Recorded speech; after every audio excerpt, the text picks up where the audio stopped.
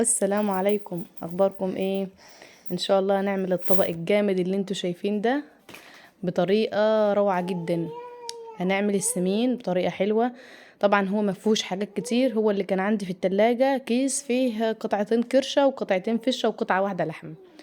تمام، فقلت بقى هطلعه وهعمله، لان طبعا الكيس ده اصلا بقاله شهرين عندي في التلاجة وانا ما كنتش اعرف. يعني هو كان جوزي هنتي، فانا الاولاد عندي ما بتاكلهاش، فقلت اعملها لهم ببصل وفلفل كده علشان ياكلوها.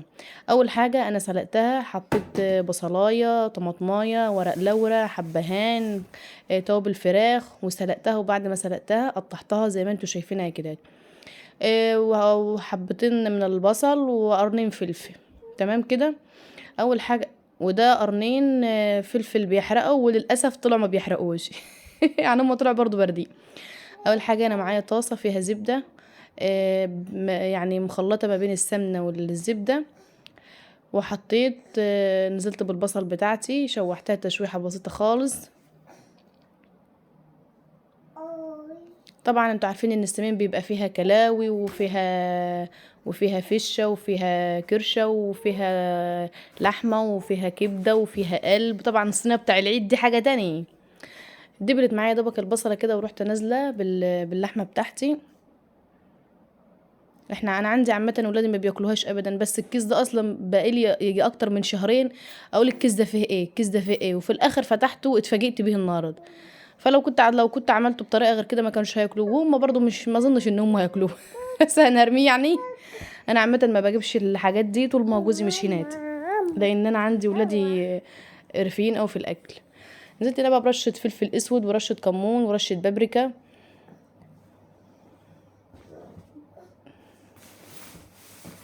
بس بجد كان طعمها روعه. ونزلت بقى بقرنين الفلفل. الناس اللي بتحب الحاجات دي، لو انا بقى هقول لهم روحوا هاتوا السندوتشات دي من بره، والله العظيم هيجيبوها. قلت بقى انا هعملها لهم كده زي السندوتشات اللي هم بنشتريها من بره علشان ياكلوها. نزلت هنا بقى بمعلقه توم مهروسه في النص كده، حفرت لها حفره كده من النص.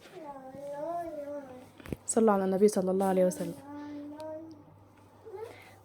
هنا بقى الروايح بقى بتاع التوم طلعت بقى، مش قادره اقول لكم على الرياح، بجد روعه.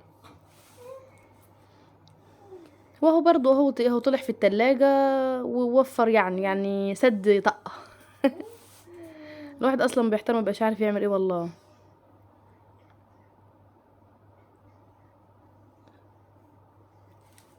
هاخدها بقى تشويحه كده دي. طبعا انا تبلتها بالبهارات بتاعتها وحطيت لها التوم. طبعا انت لو حباها مشطشطه تمام، حباها كده تمام. وكده بقى كانت خلاص طبت معايا، شايفين شكلها عامل ازاي؟ بجد شكلها حلو. اعمليها بقى سندوتشات، حطي يا سلام بقى لو عندك عيش بلدي. اتمنى يا رب ان يكون فيديو النهارده عجبكم، متنسونيش باللايك والشير، واللي مشتركش في القناه يشترك فضلا منكم طبعا وليس امرا. عملت بقى جنبها قرنين شطه كده بيحرقوا و... وحطيت هنا بقى طبعا كده اللزوم الشياكه كده طماطم. متنسوش تصلوا على النبي صلى الله عليه وسلم. دمتم بخير، والسلام عليكم ورحمه الله وبركاته.